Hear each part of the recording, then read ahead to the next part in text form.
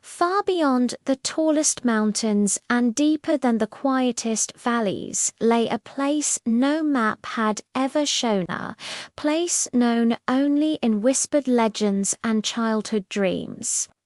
This was the Invisible Kingdom, a land hidden not by walls or magic spells, but by kindness, imagination, and the belief that some wonders reveal themselves only to those who truly look.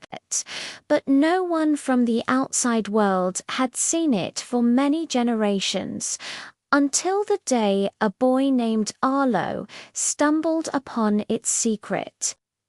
Arlo lived in the peaceful village of Brookhallow, a place where children played in the meadows, birds sang in the morning light, and streams danced over smooth stones. Arlo was a bright, adventurous 12-year-old with messy brown hair and a curious mind that never stopped questioning. He loved exploring the forests that bordered his village, always hoping to find something extraordinary. And though he had discovered sparkling stones, strange mushrooms, and secret animal trails, he longed for something magical, something that would change his life forever. One breezy afternoon, Arlo wandered deeper into the forest than ever before. The sunlight filtered through the trees in warm golden lines, and the air smelled of pine and moss. As he stepped over a fallen trunk, he noticed something peculiar. A shimmering silver thread stretched between two branches like a strand of moonlight. It wasn't a spider. Arlo knew that instantly. It glowed gently, pulsing like a tiny heartbeat. Curious, he reached out and touched it. The moment his fingers brushed the thread, a rush of warm wind swirled around him. Leaves rose into the air, spinning like tiny green dancers. The forest around him blurred, the colors blending into whirling streaks of gold and green. Arlo squeezed his eyes shut. When the wind finally settled, he opened them again and gasped. Before him stood a giant archway made entirely of shimmering air. It was invisible yet visible, like looking at sunlight reflected on water. Beyond the archway stretched a breathtaking kingdom, glimmering in soft hues of silver and blue. Houses made of floating crystal, bridges formed from glowing mist, gardens blooming with flowers that shone like stars. Everything looked like a dream painted onto the sky. A gentle voice spoke from behind him. "Welcome to the Invisible Kingdom." Arlo turned to see a girl about his age, with hair that glowed like golden daylight and eyes as blue as morning sky. She wore clothes made of soft, misty light that shifted colors as she moved. Who are you?" Arlo asked, amazed. "My name is Lyra," she said with a warm smile. "I am a seer of the Invisible Kingdom. Only those with pure intentions can find the silver thread and cross into our world." "But I didn't even know this place existed," Arlo exclaimed. "Sometimes," Lyra said gently, "the greatest wonders find us before we find them." She beckoned him to follow, and Arlo stepped through the shimmering archway. As soon as he crossed, he felt lighter, as if worry and fear had been lifted from his shoulders. The air smelt of sweet blossoms and something like vanilla. Children floated above the gardens on cloud swings. Tiny creatures with wings of light hovered near glowing trees, and shimmering rivers flowed in the sky, bending gracefully like silk ribbons.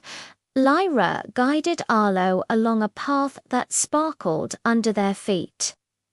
"Our kingdom remains hidden from the world," she explained. "Only those with honest hearts can see it. We live in peace, protected by the veil of kindness, a magic that keeps us invisible to those who might cause harm." Arlo looked around in wonder. "It's beautiful," he whispered. Lyra nodded. "But beauty requires care. Our kingdom is powered by kindness, imagination, and hope. When these grow weak, the kingdom begins to fade." Arlo frowned. "Fade? What do you mean?" Lyra's light dimmed slightly. 2 moons ago, the Heartstone, the source of the kingdom's magic, began losing its glow. People from the outside world have slowly forgotten kindness, making the Heartstone weak.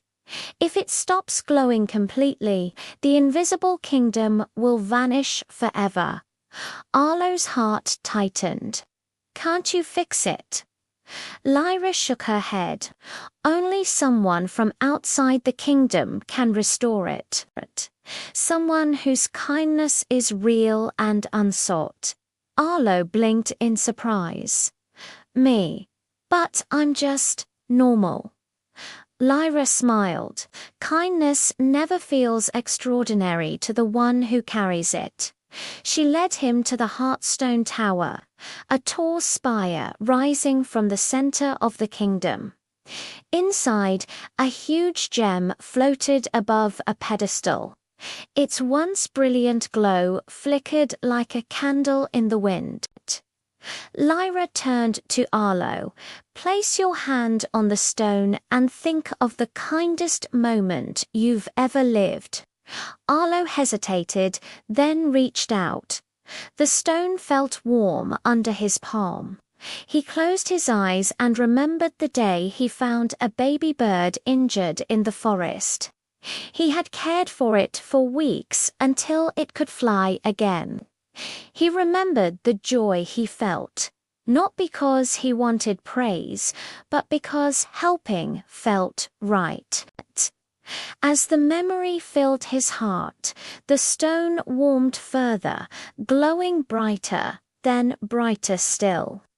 Light burst from the Heartstone, flooding the tower with golden radiance. Outside, the skies above the invisible kingdom sparkled, the colors deepening, the flowers shining, the floating bridges glowing with renewed strength. Lyra looked at Arlo with gratitude-filled eyes. "You saved us," she whispered. Arlo smiled, feeling a warmth inside him he had never known. "I just remembered something important," he said softly. "Being kind feels like magic." Lyra nodded. "Because it is."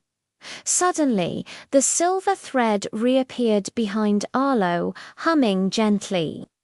Lyra's expression turned bittersweet.